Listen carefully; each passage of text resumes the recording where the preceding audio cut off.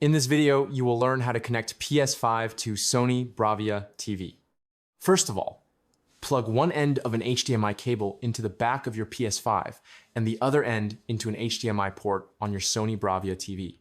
Plug the PS5 power cable into a wall outlet and turn on both the TV and the PS5. Use the TV remote to press input or source and select the HDMI port where the PS5 is connected. When the PS5 screen appears, follow the on-screen setup steps, like choosing your language and connecting to Wi-Fi.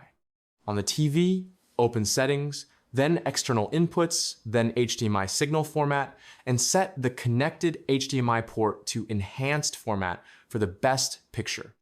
On the PS5, go to Settings, then Screen and Video to confirm the display settings look correct.